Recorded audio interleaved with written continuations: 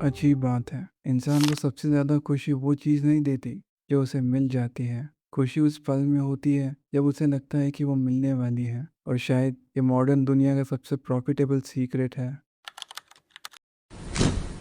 कभी सोचा है हम वही चीज़ बार बार क्यों चेक करते हैं जिसके बारे में हमें पहले से पता होता है? फ्रिज में कुछ नया नहीं था, नोटिफिकेशन नहीं आई थी, फिर भी हाथ वहीं चला गया। वो आदमी खाना नहीं ढूंढ रहा, वो एक एहसास ढूंढ रहा है। हम सर्टेनिटी के एडिक्ट नहीं हैं, हम पॉसिबिलिटी के एडिक्ट हैं। जैसे एक मैसेज आना बाकी है, एक अपडेट आना बाकी है, या शायद कुछ इंटरेस्टिंग हो सकता है।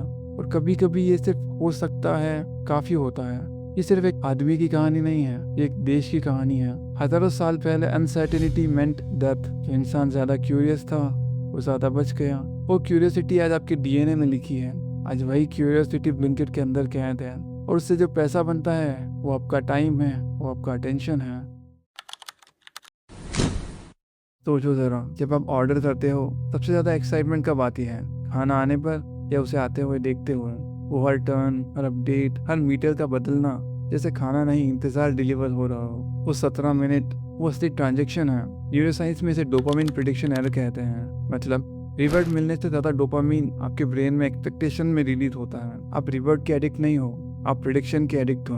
और फिर आउट ऑफ डिलीवरी, ये 3 शब्द साइकोलॉजी में इसका नाम वांटिंग और लाइकिंग है। दोनों सुनने में एक जैसे लगते हैं लेकिन है नहीं। एक तुम्हें खींचती है, दूसरी मिलते ही मिट जाती है। शायद हम रिवॉर्ड के एडिक्ट नहीं हैं, इसके इंतजार के एडिक्ट हैं। और अगर ये सच है तो सवाल ये नहीं है कि हम क्या चाहते हैं, सवाल ये है कि हम चाहते क्यों रहते हैं।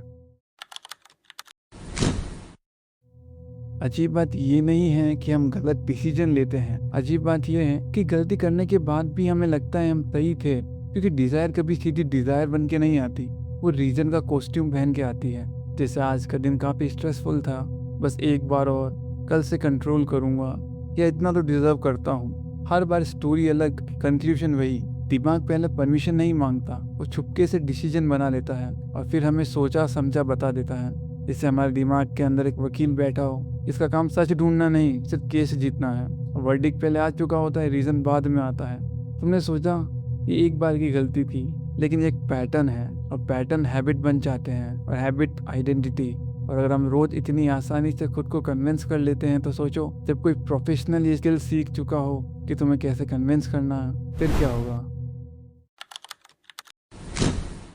हम पहले लोग नहीं हैं जिन्होंने ये पैटर्न पकड़ा हो, समझा हो। जब भी तुम रात को नोटिफिकेशन चेक करते हो, या डिलीवरी ट्रैक करते हो, या अपना ऐप दोबारा खोलते हो, तुम अकेले नहीं हो।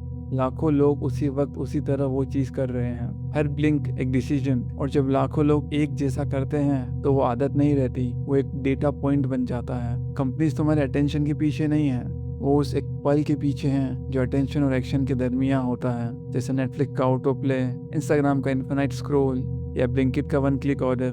हर चीज इस तरह बनी है कि तुम रुकना भूल जाओ। पहले होता था सोचना, फिर रुकना, फिर डिसाइड करना और फिर करना। अब होता है सोचना और फिर करना।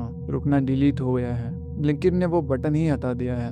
कोई कॉमर्स फॉर्म है ingrain card psychology into their business models. अगर कार्ड छोड़ते हो तो फिर नोटिफिकेशन आती है, डिस्काउंट मिलता है, फ्री गिफ्ट मिलते हैं, और तुम उसे खरीद लेते हो। Platform spends heavily to attract user, losing purchases at the last click.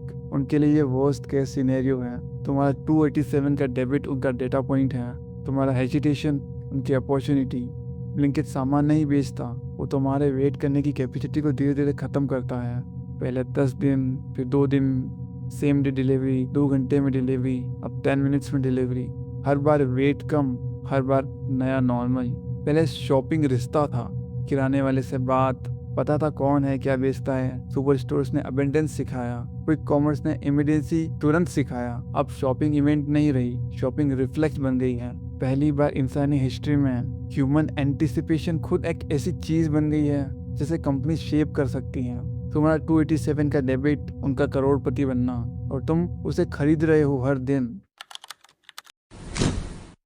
अजीब है, हम जिंदगी का इतना बड़ा हिस्सा उन चीज़ों को चाहने में निकाल देते हैं जिन्हें पाने के बाद हम 2 मिनट सुकून से बैठ भी नहीं पाते। फिर भी साइकिल दोबारा शुरू, कुछ नया, कुछ और, कुछ अगला।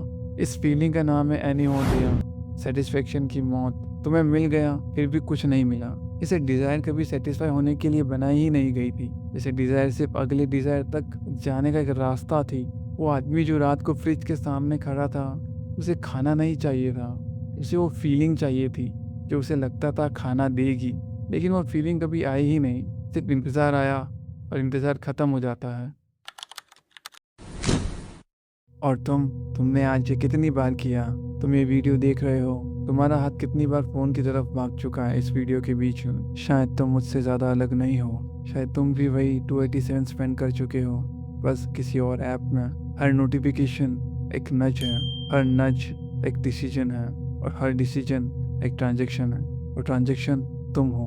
अगर ये वीडियो तुम्हें अपने अंदर झांकने पर मजबूर कर रहा है तो कॉन्टिनम को सब्सक्राइब करो, क्योंकि ये सिर्फ एक वीडियो नहीं है, ये एक आईना है, और हमें लगता है आपको अपना आईना देखना चाहिए। और कभी कभी मिलने के बाद पता चलता है हम खुद को ढूंढ रहे थे, लेकिन खुद को पता नहीं था कि वो भी कुछ और ढूंढ रहा है। तो अब सवाल ये नहीं है कि तुम रुकोगे या नहीं, सवाल ये है कि तुम्हें पता भी है कि तुम रुकना चाहते हो।